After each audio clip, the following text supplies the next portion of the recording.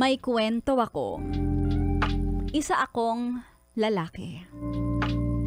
May girlfriend ako na recently ko lang nalaman na may kambal pala. Identical twin. As in parehas ng haba ng buhok, parehas balingkinitan ang katawan. At pati ang height, parehas na parehas. Ang pinagkaiba lang nila ay the way na magsalita. Medyo mabilis magsalita kasi yung girlfriend ko. May pagkataklesa kasi. Grabe naman, ang ganda ng description sa jowa. Samantalang yung kambal niya, tahimik lang sa umpisa. One time ay niyaya niya ang kambal niya na pumunta sa apartment namin para mag-celebrate ng birthday nilang dalawa. Kinabukasan. Siyempre, pag birthday yan, kambal, sabay talaga yan. Katatapos ko lang maligo nun. At lumabas naman ng apartment yung kambal ni girlfriend. Sabi ko, uy, chance ko na. Kasi, habang walang ibang tao, ay magkakaroon ako ng babe time sa jowa ko na naguhugas ng pinggan. Nakatalikod siya. Nandun sa kusina.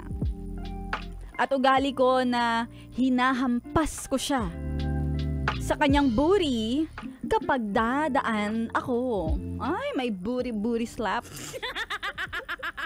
It's an act of lambing para sa akin. Pero di niya ako pinapansin. So iniisip ko, naku, bad trip na naman to. Kaya binalikan ko si jowa sa kusina. Naguhugas pa rin siya ng plato.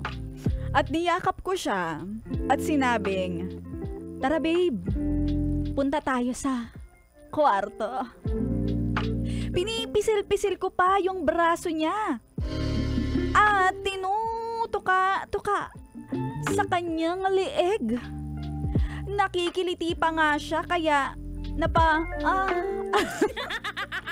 napahalinghing siya.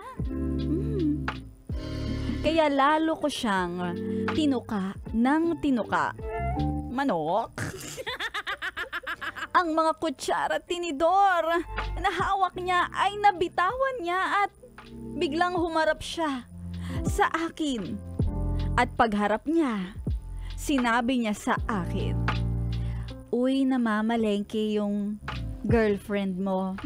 Pero kung gusto mo, pwede naman ako. Kasi magkapatid naman din kami. What is the meaning of this? All along, akala ko si girlfriend ang nilalambing ko. Yun pala, kambal niya yung naiwan na kasama ko sa loob ng apartment. Grabe, hiyang-hiya ko. Sa sobrang hiya ko, kumaripas ako ng takbo papunta sa kwarto at nag-lock. Mag-isa? Mag-isa lang. Shucks! Anong sasabihin ko sa girlfriend ko pagbalik niya? Ayoko naman na magkasala. Kahit inuudyukan ako ng kambal niya. Lumabas na lang ako ng apartment at iniwan ko yung kambal ng jowa ko.